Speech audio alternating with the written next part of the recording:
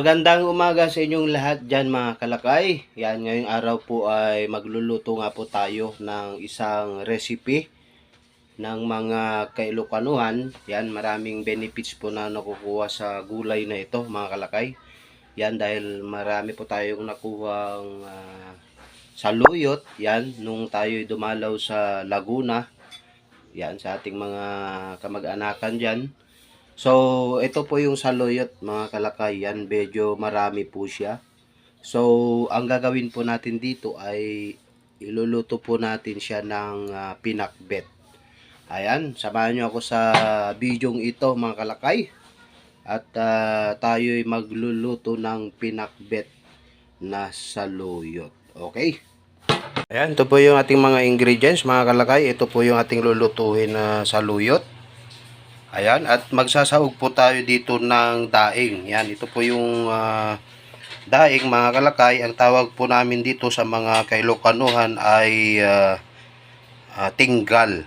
Yan. Meron tayong sibuyas dito, meron tayong luya, saka meron tayong bawang. Ayan. At dito naman mga kalakay, mayroon tayo ditong brown sugar. Yan, kaunti lang mga kalakay. Tapos meron tayong tuka. Yan, sukang puti. Tapos maglalagay tayo dito ng kaunting paminta mamaya. At sa lulutuin nating pinakbet mga kalakay, hindi po mawawala yung ating bagoong. Yan, ito po yung ating bagoong mga kalakay. Okay, magluluto na po tayo. So mga kalakay, ang unang gagawin natin ay maglalagay tayo ng kalahating baso ng tubig. Yan. Tapos ilalagay po natin yung ating mga ingredients mga kalakay, yung ating daing na isda, yung ating bawang, yung ating luya, saka sibuyas. Yan, pagsama-samahin lang natin mga kalakay dito sa ating kaldero. Okay? Yan. Okay, tapos maglalagay tayo dito mga kalakay ng bagoong. Yan, bali ipapakulo po natin to mga kalakay muna. Yan. Maglalagay po tayo dito ng bagoong mga kalakay. Tapos ang gagawin po natin dito ay ipapakulo po natin siya ng hanggang kumulo po yung tubig na ating nilagay. Okay? Takpan po natin. Yan, at ito na nga mga kalakay. Kumukulo na po siya mga kalakay. Yan, bali pinakulo po natin yung ating luya, yung ating bawang saka sibuyas.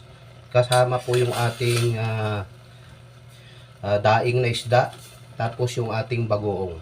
Yan, dahil kumukulo na mga kalakay, pwede na nating ilagay yung ating saluyot. Ayan, napakasimple lang po lutuin itong pinakbet na saluyot mga kalakay. Yan, bali ilalagay na po natin yung ating saluyot. Okay. Ayan po siya. Yan. Tapos, ang gagawin natin mga kalakay ay haluin po natin siya. Yan. Para maghalo po yung ating nilagay na ingredients. Saka yung ating saluyot. Yan. Napakasarap ito mga kalakay. Ito po yung talaga sa mga Ilokanuhan. Yan, ito po yung madalas na inuulam namin sa probinsya. Dahil sa probinsya mga kalakay, marami pong saluyot doon. Yan, sa mga bakuran. Yan, mga tanim-tanim sa bakuran. Okay, ganyan lang muna siya mga kalakay. Tapos ilalagay na po natin dito mga kalakay yung ating brown sugar. Yan, kaunting brown sugar lang ilalagay natin mga kalakay. Yan. Para may kaunting tamis po yung ating nilulutong pinakbet na saluyot. Yan, dahil wala tayong kamyas, so pwede po tayong gumamit ng sukang puti mga kalakay para sa ating pampaasim. Okay?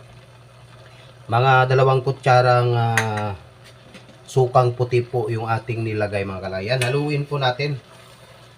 Okay, haluin lang po natin mga kalakay. Ayan yung aroma pa lang nung ating pinakbet na saluyot mga kalakay ay talagang napakabango. Ayan, napakabango po yung ating nilulutong pinakbet. na saluyot. At dito nga mga kalakay, maglalagay po tayo dito ng kaunting paminta. Yan, kaunti lang mga kalakay.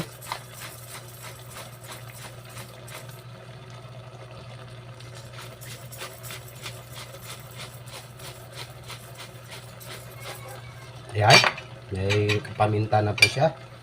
Ang haluin lang po natin mga kalakay. Ayan, ang bango nung niluluto natin mga kalakay, oh. Yung ating pinakbet na saluyot. Okay? Ayan, takpan lang natin mga kalakay. Ipakulo lang po natin ito ng mga 10 minutes. Ayan mga kalakay, after 10 minutes, ito na po yung ating pinakbet na saluyot. Yan, luto na po siya mga kalakay.